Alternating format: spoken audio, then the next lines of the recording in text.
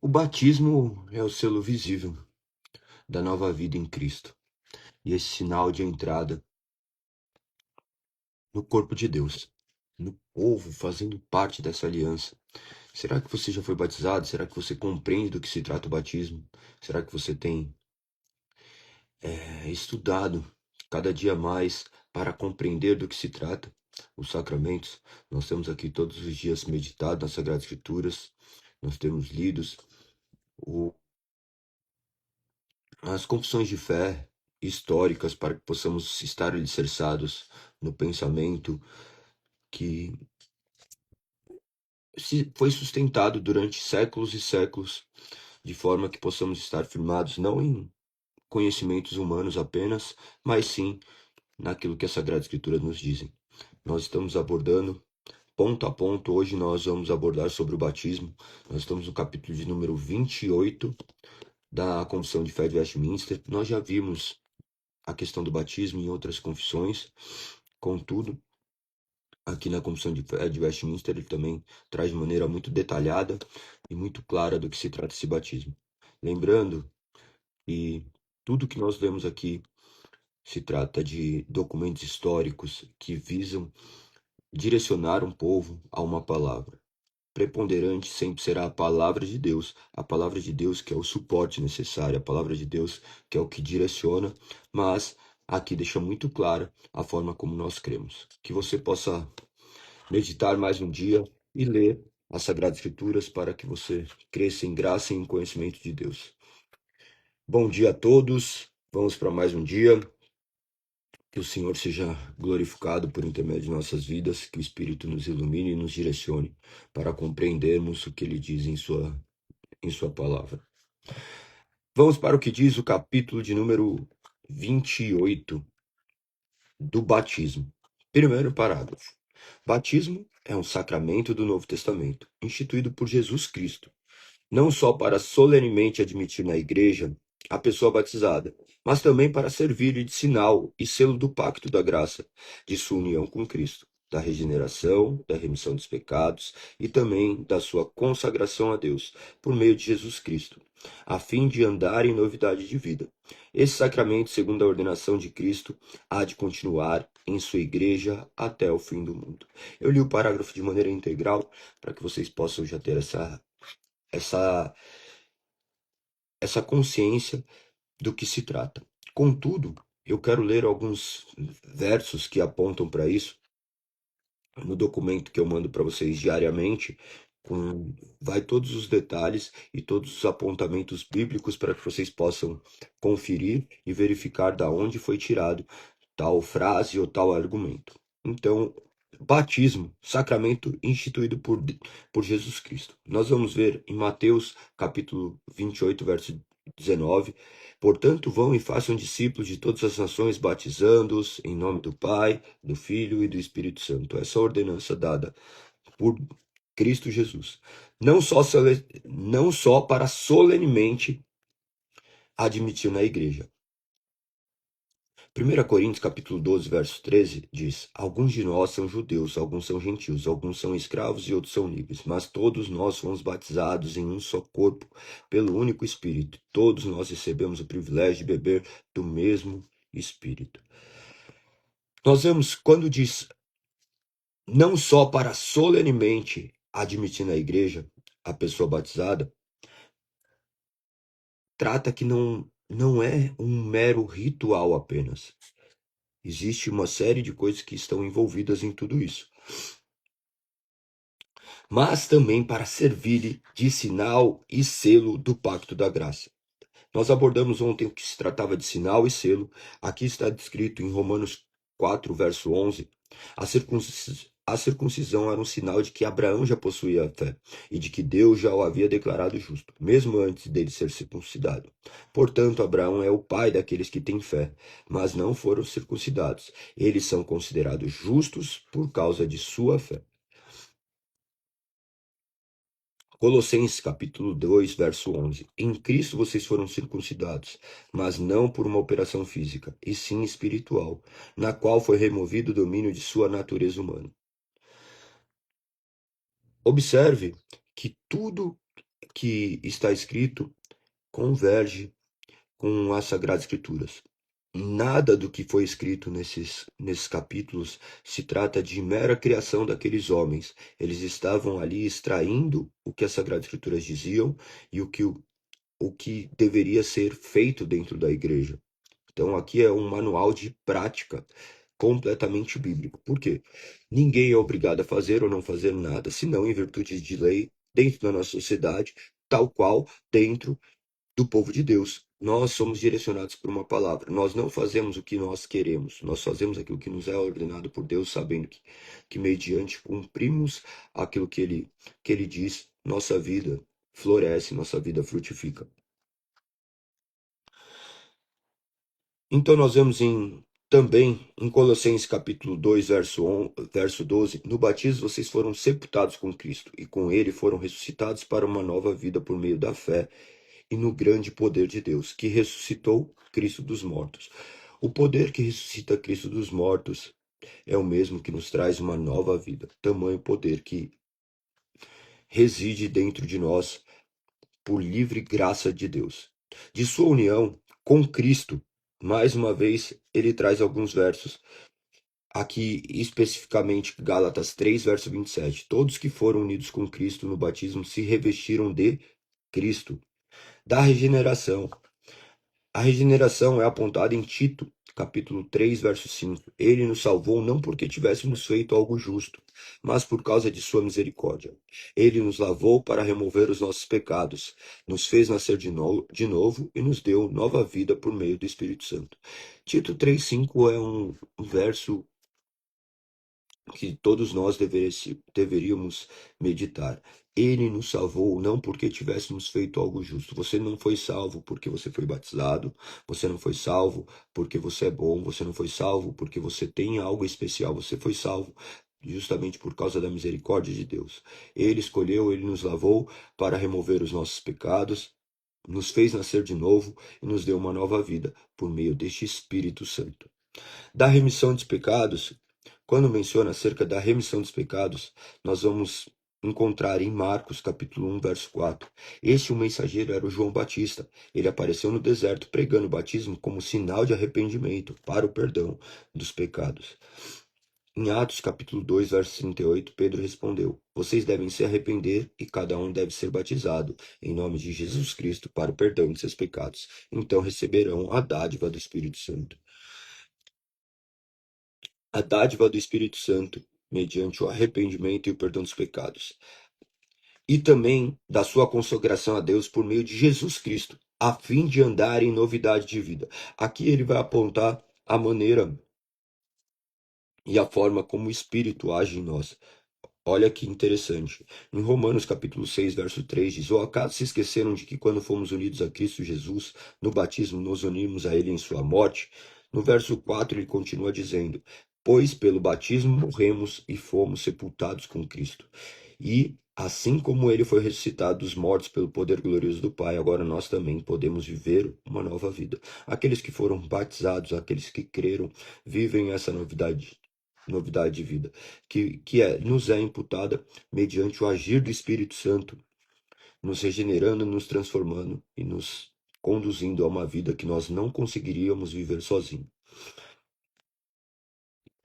Esse sacramento, segundo a ordenação de Cristo, há de continuar em sua igreja até o fim do mundo. Nós vimos já o verso que aponta, Mateus 28, verso 19. O 20 nós não lemos lendo esse primeiro parágrafo, então vou ler. Diz assim: Ensine esses novos discípulos a obedecerem a todas as ordens que eu lhes dei. E lembre-se, estou sempre com vocês até o fim dos tempos. Essa é a promessa de Cristo Jesus para nós. Ele está conosco até o fim dos tempos. Ele tem nos sustentado, ele tem nos mantido e ele tem manifesto o seu poder em todas as áreas das nossas vidas, daqueles que foram chamados das trevas para a maravilhosa luz. Parágrafo de número 2. O elemento exterior usado neste sacramento é água, com o qual o ministro do Evangelho legalmente ordenado deve batizar o candidato em nome do Pai, do Filho e do Espírito Santo. Aqui tudo é muito objetivo e muito claro. Nós temos uma série de apontamentos, a grande maioria ali em Atos, né? Atos capítulo 10, verso 45, 47. Pode alguém se opor àqueles que sejam batizados agora, que nós também, como nós também receberam o Espírito Santo? Atos capítulo 8, verso 36 a 38. Prosseguindo, chegaram a um lugar onde havia água. Então o eunuco disse: Veja, aqui tem água. O que me impede de ser batizado? Felipe disse: Nada o impede, se você crê de todo o coração. O eunuco respondeu: Creio que Jesus Cristo é o Filho de Deus. Então mandou parar a carruagem. Os dois desceram até a água e Felipe o batizou. Então nós vemos aqui o elemento exterior sendo utilizado como água. Esses elementos, eles não se tornam algo especial, tá? A água continuará sendo água. A água do seu batismo não se torna especial. O que é uma simbologia daquilo que Cristo fez. Então, a água não se torna especial da mesma forma que o pão não se torna especial, nem o, o suco ou o vinho se torna sangue. Mas tudo isso representa elementos espirituais para apontarem para a grande dádiva que nos foi concedida. Verso 3. Verso 3.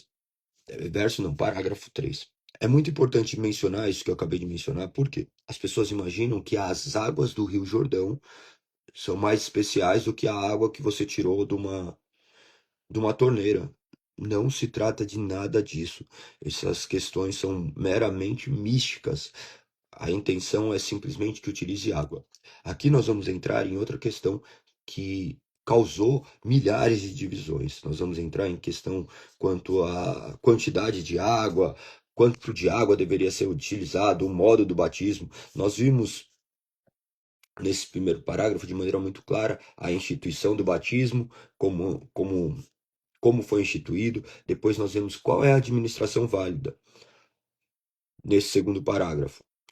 Qual é a administração válida? Você viu que deve ser um ministro legalmente ordenado. Então, qualquer pessoa pode fazer? Não.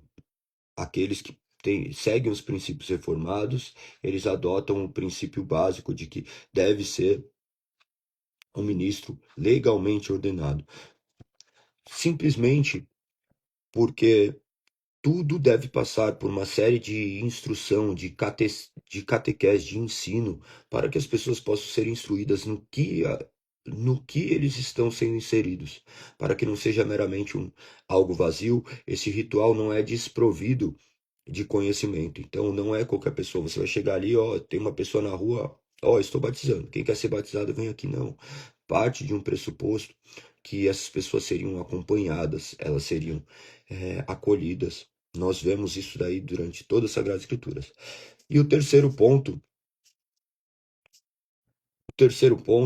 nós vemos o modo do batismo, onde nós vamos ler de maneira integral agora o terceiro parágrafo. Não é necessário imergir a água na água o candidato, mas o batismo é corretamente administrado por efusão ou aspersão. Aqui ele aponta que não é necessário ser completamente imerso dentro da água o que vai ser batizado como a única forma válida, tá? Mas é corretamente administrado por efusão ou aspersão. A aspersão é quando é colocado apenas a água como um símbolo, e efusão quando ocorre um derramamento de água. A questão primordial é o elemento. Esse elemento do qual é utilizado, que é a água. A quantidade de água não é preponderante. Quando nós criamos esse tipo de situações, nós entramos em milhares de problemas que depois deverão ser sanados teologicamente. Imagina uma pessoa que, por exemplo, ela não foi batizada, mas ela está num leito de um hospital e ela está ali, não, ela deseja ser batizada, ela já professou a fé, mas por um lapso sofreu algum acidente e está ali quase inválido com seus desejos de última vontade num estado de gravidade. Ele vai e fala assim: eu quero ser batizado. O ministro ordenado vai e batiza por aspersão. esse batismo é completamente válido. Ocorre que isso pode gerar uma série de problemas.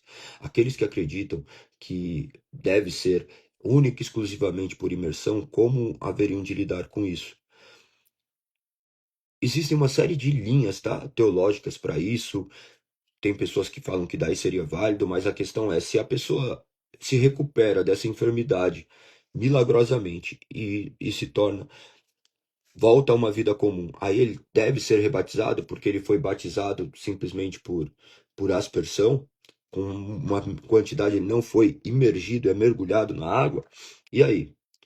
Qual o problema? Imagina os problemas. Então, tudo isso deve ser pensado. Imagina um lugar do qual é muito frio, daí você vai mergulhar a pessoa ali na Antártida, você vai mergulhar a pessoa no gelo.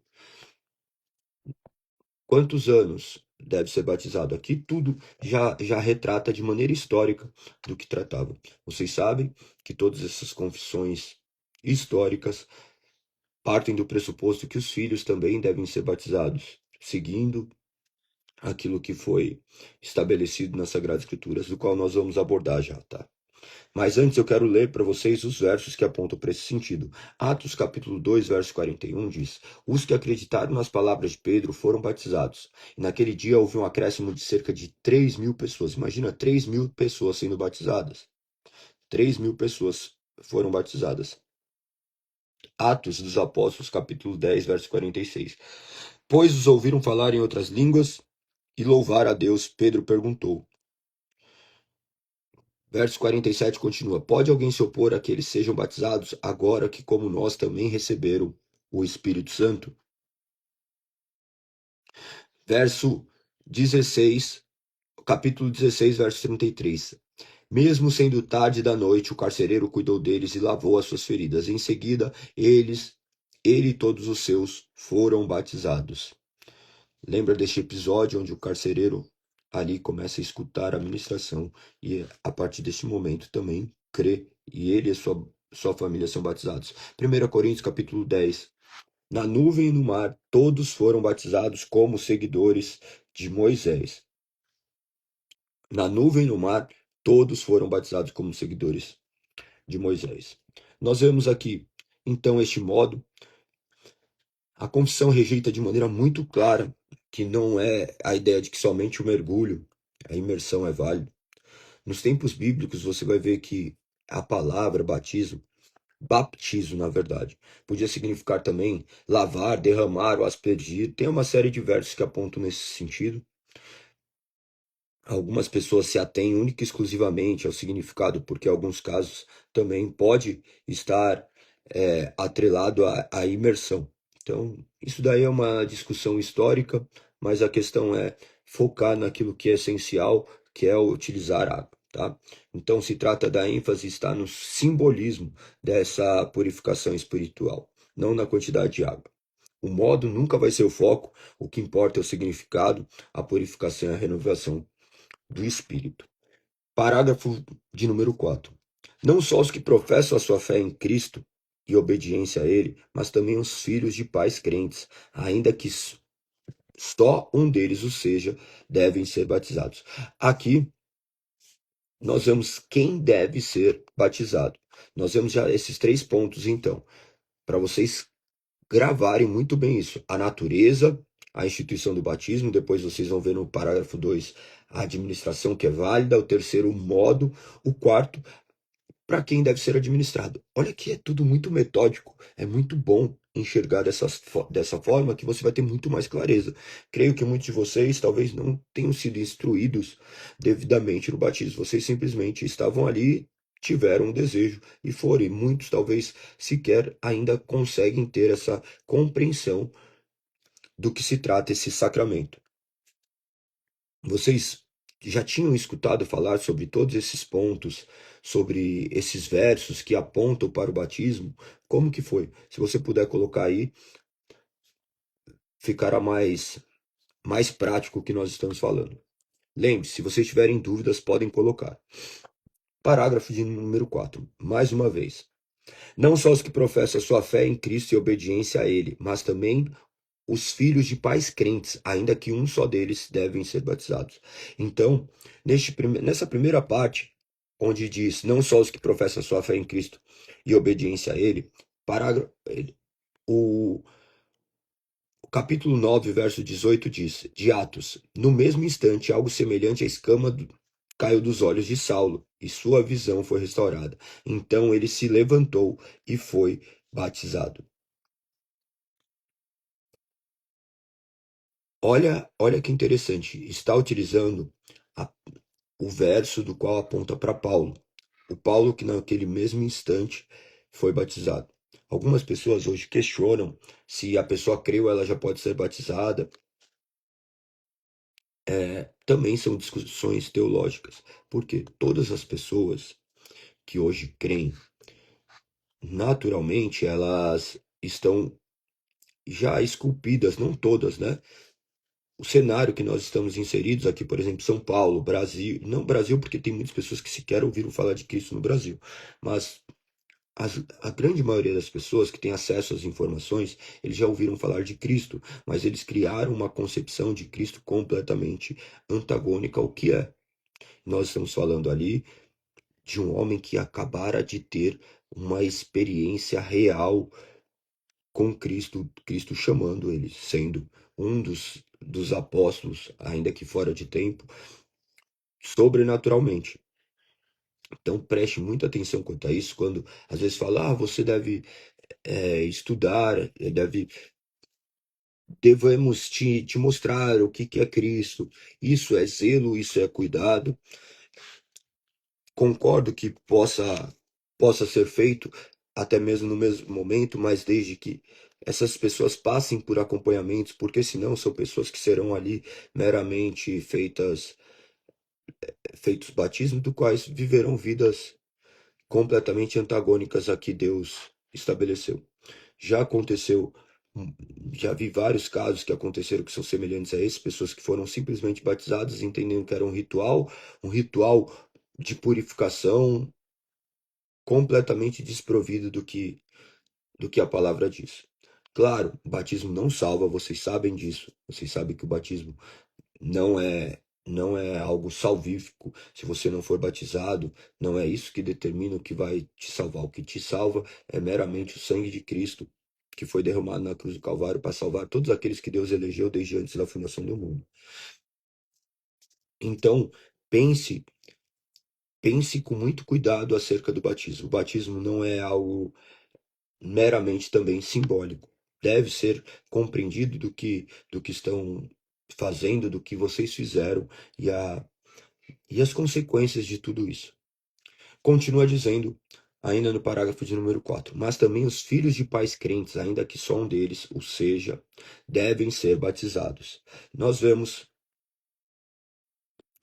aqui Gênesis 17, verso 7, que trata da aliança. Confirmarei a minha aliança com vocês e seus descendentes, de geração em geração. Esta é a aliança de sem fim. Serei sempre o seu Deus e o Deus de seus descendentes.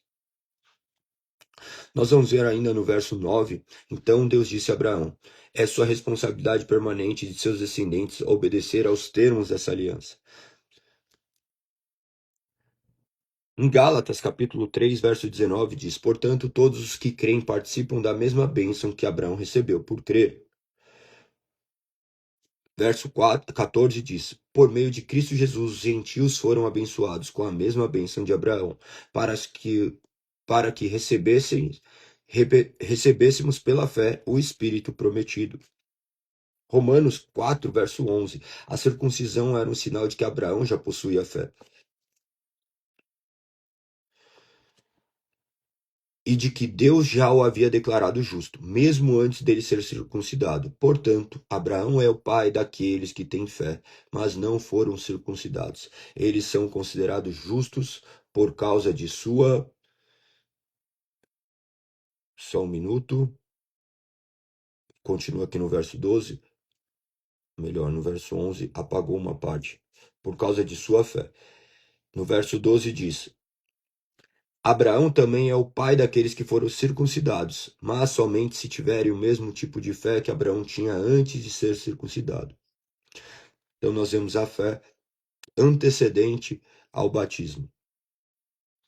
Nós vemos que se trata de cumprirmos aquilo que foi estabelecido por Deus, como foi determinado. Existe hoje a grande ênfase é chamado de pé do batismo, aqueles que batizam crianças, e credo batistas, aqueles que batizam adultos. Nós somos credo e pedo, porque nós batizamos adultos também que foram convertidos, mas nós também batizamos crianças. Quando? A partir dos 8 dias, simbolizando a mesma forma como foi instituída anteriormente a circuncisão, e nós queremos dessa forma. Nós incluímos nossos filhos como herdeiros dessa aliança, conforme os versos que nós lemos. Nós vemos isso daí de maneira muito nítida nas Sagradas Escrituras. Algumas pessoas, decorrente depois de uma modernidade, decorrente de frutos de mudança somente a partir do século XVI, que começaram por intermédio dos anabatistas, depois estudem sobre eles, que eles eram rebatizadores.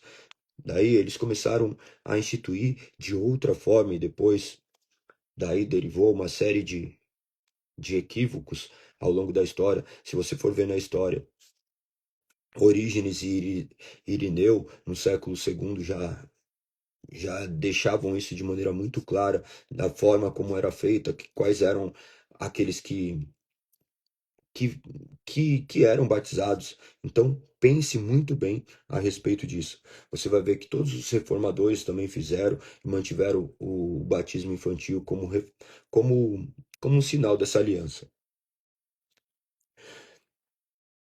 Creio que isso daqui é mais do que o suficiente para vocês compreenderem. Observe que o que se trata, quando o seu filho é batizado, ele não é salvo.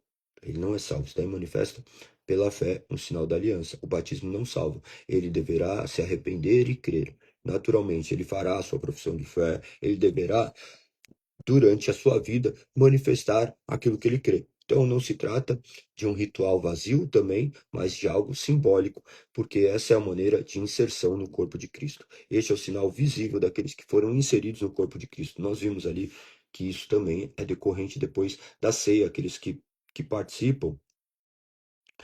Óbvio que as crianças não participam, porque ainda elas não podem examinar a si mesmo. Quando que ela poderá participar? Depois que ela tiver a consciência. Quando será isso? Aí vai de cada pai e dos ministros ali em conjunto com a família compreenderem se essas crianças estão instruídas de maneira que elas possam já examinar a si mesmas. Examinar não é no sentido de encontrar razão para que eles comam, mas de enxergar que eles são miseráveis pecadores, do quais eles foram salvos por um grande Redentor. Encontrar razão somente em Cristo para tamanha dádiva. Estão entendendo isso? Então, depois, se tiverem dúvidas, coloquem aí, tá? Se tiverem dúvidas acerca dessas questões, podem colocar, que eu tento esclarecer na medida do possível. Então, os filhos dos pais crentes devem ser batizados, ainda que seja um deles, tá? Então, isso é uma verdadeira dádiva. É uma verdadeira dádiva. Parágrafo de número 5. Posto que seja grande o pecado desprezar ou negligenciar essa ordenança, contudo, a graça e a salvação não se acham tão inseparavelmente ligadas a ela, que sem ela uma pessoa não possa ser regenerada e salva, ou que seja indubitavelmente regenerado todos que são batizados. Aqui ele já retrata as exclusões e advertências, tá? Olhe com bastante atenção o que diz aqui no parágrafo 5 deste artigo de número 28 da Confissão de Fé de Westminster. Posto que seja grande pecado desprezar ou negligenciar essa ordenança. Você não é porque não salva que você não deve cumprir. Contudo, a graça e a salvação não se acham tão inseparavelmente ligadas a ela. Quem sem ela uma pessoa não possa ser regenerada e salva. O que ele está dizendo? Você não é batizado, você não é salvo porque você é batizado. Mas isso é fruto daquilo que compreenderam do que se trata a verdadeira fé, a crença. Aqueles que foram regenerados, naturalmente eles obedecerão e cumprirão o que foi ordenado por intermédio das Sagradas Escrituras. ou que sejam indubitavelmente regenerados todos que são batizados.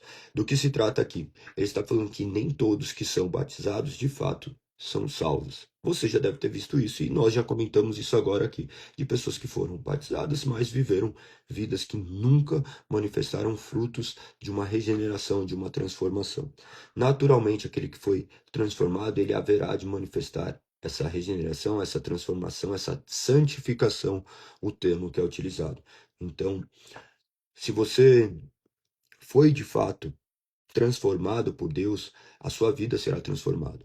Por isso que é necessário que nos examinemos constantemente para ver se estamos firmes nessa fé que nós dissemos professar. Nós vemos hoje, de maneira nítida, pessoas que simplesmente confessaram Cristo da boca para fora. Você não vê zelo para com a palavra, você não vê as pessoas conhecerem quem é Cristo Jesus. Pensa que as pessoas não leram sequer o Novo Testamento.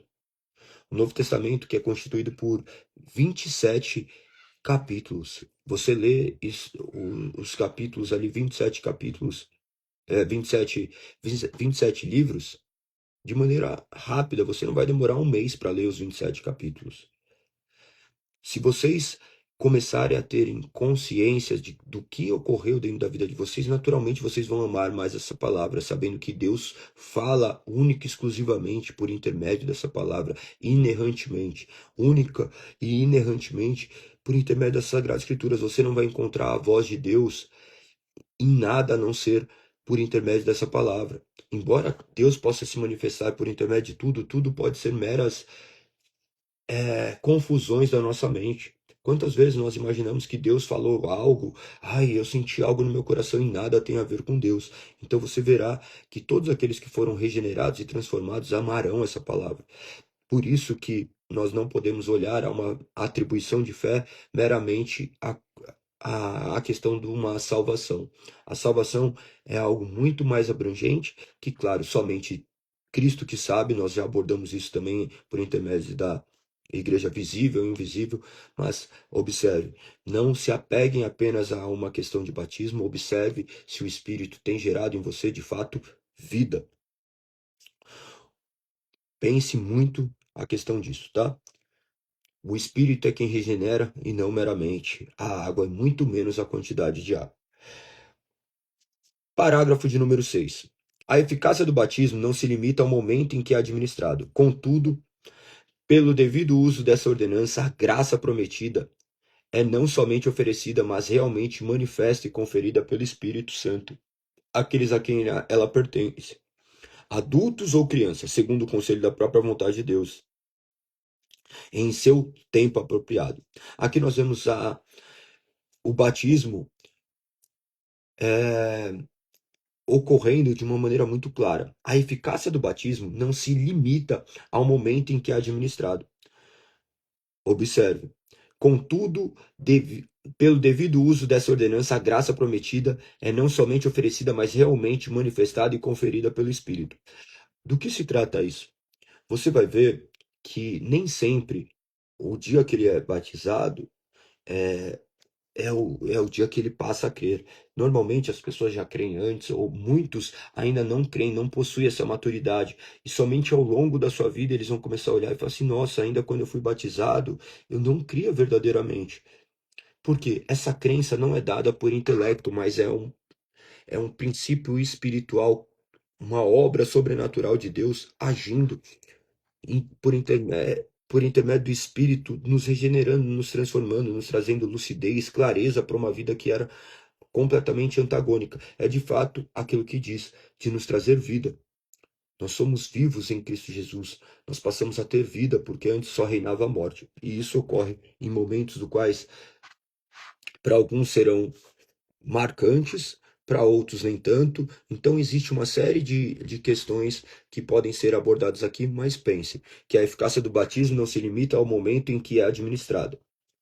Contudo, pelo devido uso dessa ordenança, a graça prometida é não somente oferecida, mas realmente manifestada e conferida pelo Espírito Santo àqueles a quem ele pertence, adultos ou crianças. Observe que nós partimos sempre do pressuposto de que Deus escolheu salvar um povo. Nós temos de maneira muito clara aqueles que pertencem a Deus, que foram eleitos desde antes da fundação do mundo, que Cristo veio eficazmente morrer por essas pessoas, aplicando o Espírito Santo a esses corações, os regenerando eficazmente, de maneira que nenhum daqueles por qual Cristo morreu ficarão de fora da união para com Ele. Ele haverá de utilizar os recursos necessários para a transformação dessas pessoas. Em João, capítulos 3, verso 5, onde retrata ali o diálogo de Jesus com Nicodemos, você vai ver que ele aborda essa questão de maneira muito clara. Capítulo 3, verso 5 diz: Jesus respondeu: Eu lhes digo a verdade, ninguém pode entrar no reino de Deus sem nascer da água e do Espírito. Verso 8: O vento sopra onde quer, assim como você ouve o vento, mas não é capaz de dizer onde ele vem, nem para onde vai. Também é incapaz de explicar como as pessoas nascem do Espírito. Então, essa obra é uma obra sobrenatural de Deus. Eu oro para que você reconheça essa obra na sua vida, para que ocorra essa obra na sua vida, você se reconheça como um miserável pecador que necessita se arrepender dos seus pecados, pois pelos seus pecados, Cristo Jesus, o único homem santo que habitou nessa terra, aquele que nunca cometeu pecado, se fez pecado por nós, carregou o peso da ira de Deus sobre o seu corpo.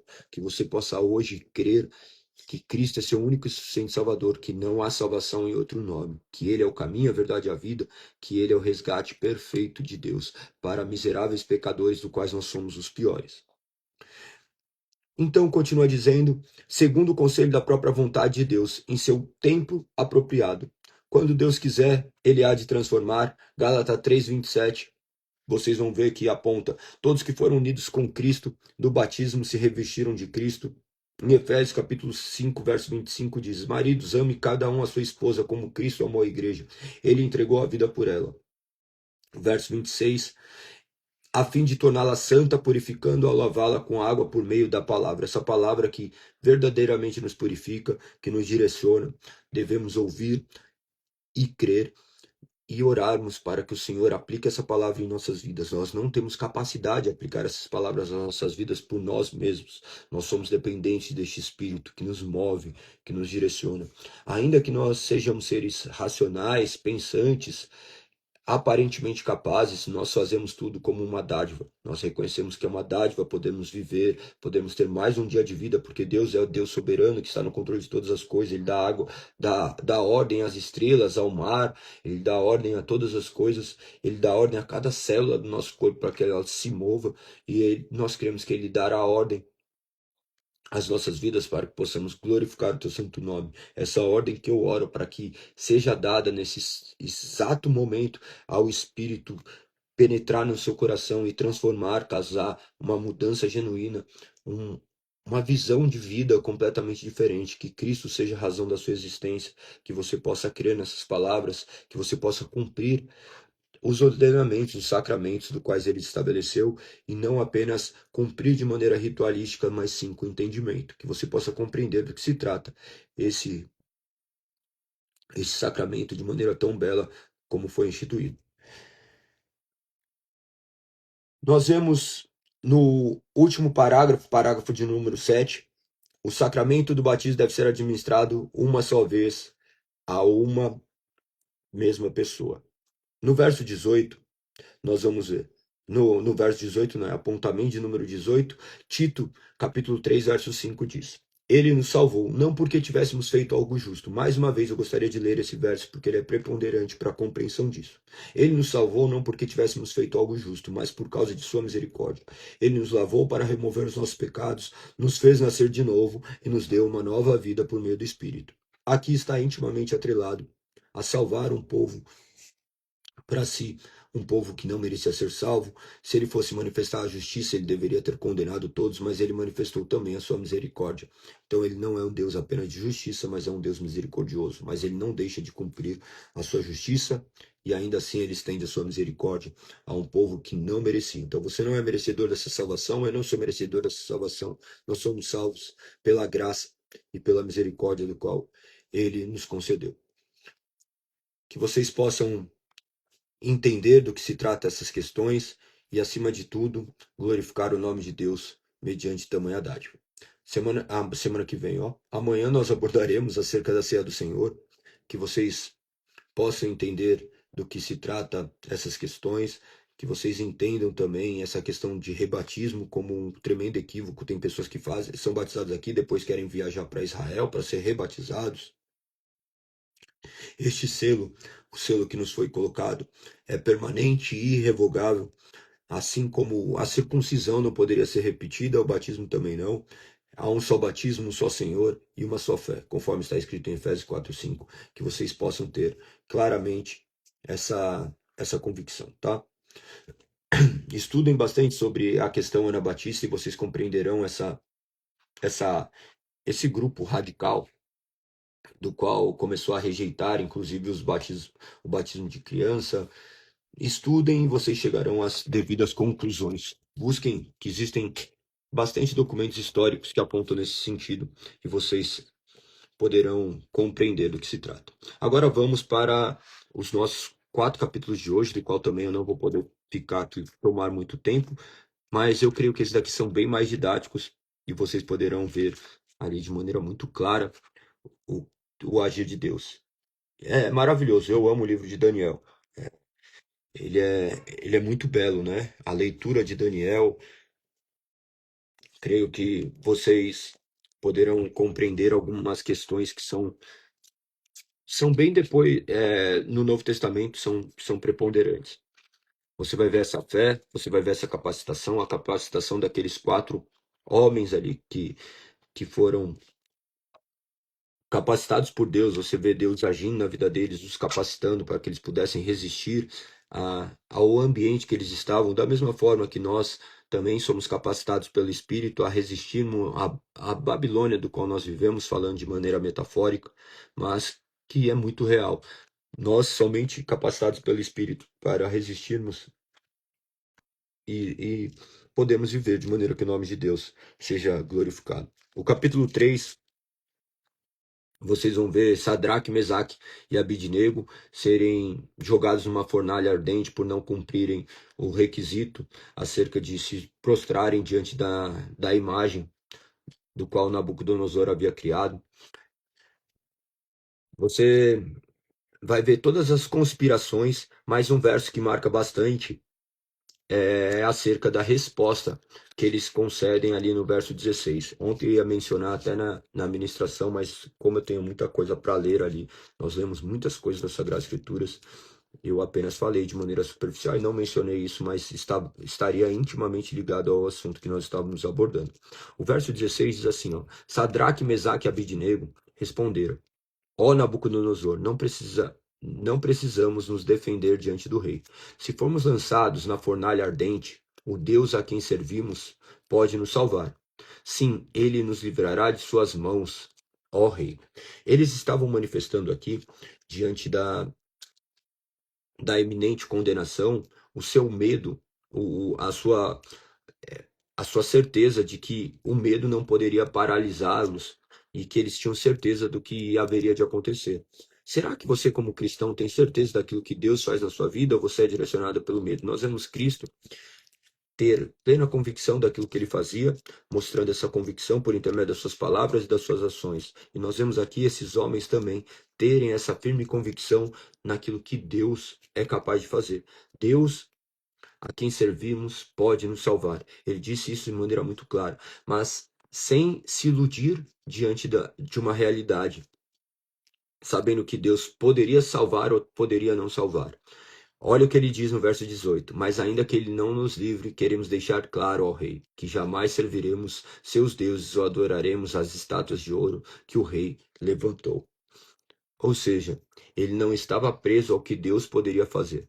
Ele estava preso ao Deus que ele confiava, ao que ele havia feito na vida deles. Então, ele não esperava um Deus meramente por resultado. Muitas pessoas creem em deuses que apenas servem de Papai Noel. Papai Noel ou de meros mágicos que só são adorados por conta daquilo que eles oferecem. Será que você conseguiria agradecer a Deus se ele não te desse aquilo que você mais queria, que você mais desejasse? Ele sempre deverá continuar sendo Deus, independente de quem você é, independente do que eu sou. Ele é Deus e ele concede conforme for da sua vontade. para a honra e glória do seu nome. Nós devemos entender isso. No livro de Daniel, isso daqui fica muito claro. Aqueles homens mediante a sua fé, e nós vemos Deus também agir mediante toda a humanidade. Não há, não há um ser no mundo do qual não seja governado por Deus, ainda que ele seja completamente maligno. As mãos poderosas de Deus estão sobre essas vidas, de forma que eles não são tão ruins quanto poderiam. Da mesma forma que você não é tão ruim quanto você poderia, devido à graça de Deus estar governando a sua vida e te direcionando a viver algo que você jamais conseguiria viver sozinho. Porque se você fosse entregue a si mesmo, você fatalmente cairia e viveria uma vida completamente desgraçada. Essa é a palavra perfeita, porque uma vida sem graça é uma vida desgraçada, uma vida onde você viverá simplesmente para satisfazer os seus desejos, você caminhará para um profundo abismo. Da mesma forma que muitos viveram isso, eu vivi esse profundo abismo, eu vivi vida completamente depravada e eu achava que estava vivendo vida maravilhosa. Só hoje que eu consigo enxergar o resultado das minhas escolhas do passado. É a mesma coisa de uma pessoa que, por exemplo, se alimenta mal. Vamos colocar alimento, porque alimento é bem comum e grande maioria das pessoas se alimentam mal. Chega um momento que daí o médico olha e fala assim, olha aqui, está vendo? Isso daqui aconteceu no seu corpo porque você não observou a maneira como você se alimentava. Você pode se arrepender o quanto for, mas não vai mudar a sua situação. Uma pessoa que fumou a vida inteira, depois olha lá, está com câncer no pulmão. Não dá para falar que Deus é ruim. É o homem, mediante as suas escolhas, ele causou milhares de doenças para si mesmo. Então, observe que nós somos chamados a termos consciência. Quanto antes nós tivermos consciência, melhor será. Se você hoje começar a ter consciência das suas escolhas, melhor seria. Então, clame a Deus para que Ele transforme, para que você mais lá na frente não olhe e fale assim, nossa, olha isso aqui. Quantas coisas eu carrego de marcas porque eu não tinha esse entendimento, porque não havia sido aberto meus olhos. Isso não se trata de Deus ser ruim, se trata de eu viver a minha própria rebelião. Deus poderia ter aberto meus olhos quando era pequeno, poderia, mas assim não o fez. E glória a Deus, porque até mesmo as coisas ruins que eu vivi serão utilizadas para a honra e glória do nome dele. Então, não olhe para o passado também se lamentando, olhe agora para o presente e veja Deus agir na sua vida e que o nome do Senhor seja glorificado, independente da circunstância, independente do lugar que você se encontra. Vocês vão ver então a fornalha ardente, vocês vão ver ali eles serem jogados e não serem consumidos pelo fogo. Ali nós temos algo que é chamado de teofania, que é a aparição de Cristo dentro dessa fornalha. Aqueles homens que foram jogados dentro da fornalha foram preservados por Deus. Inclusive a chama estava tão quente que os soldados que o jogaram lá, eles morreram queimados, mas aqueles três nem sequer as suas roupas foram tocadas. Então, esses sinais aqui são sinais miraculosos, do quais depois Nabucodonosor rendeu glórias a Deus por isso.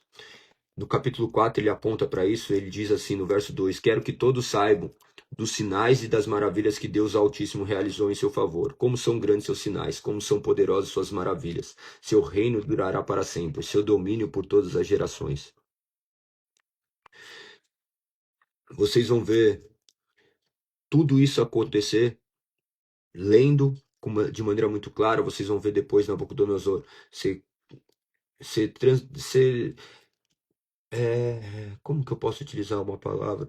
Colocado ali, vivendo como um selvagem, para que depois pudesse retomar a sua sanidade. Nós vamos ver de maneira muito clara a interpretação também do sonho por intermédio de Daniel, Deus o concedendo. Esse daqui é mais um dos episódios que são bem marcantes, tá? Episódios da Bíblia, do quais ocorrem sinais e maravilhas. Eles não são todo dia que acontecem, embora ocorra milagres todos os dias, nós podemos ver verdadeiros milagres, mas não como esses, tá?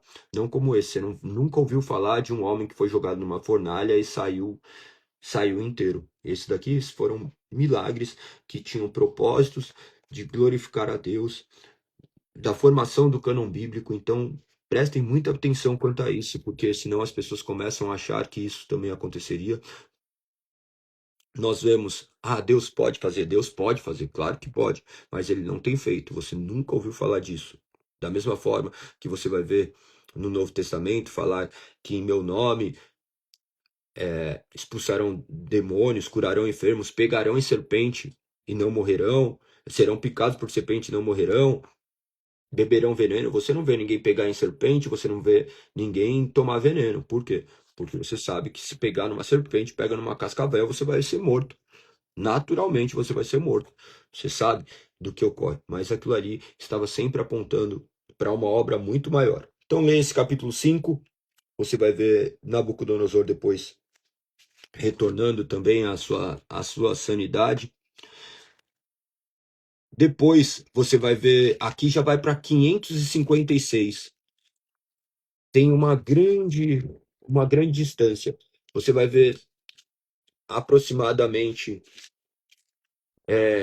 alguns anos de distância, né? 605, aqui nós já vamos para 556 no capítulo 5. É bem importante você conseguir ter essas percepções. Por quê? Quando nós lemos os capítulos, nós imaginamos que as coisas são assim contadas de dias. Não, existe toda uma história, um plano de fundo. Aqui você já vai ver o rei que substituiu Nabucodonosor. Você vai ver Belsazar, daí vai ver uma inscrição na parede, onde vai aparecer ali, e Daniel interpreta essa inscrição, leia com bastante atenção,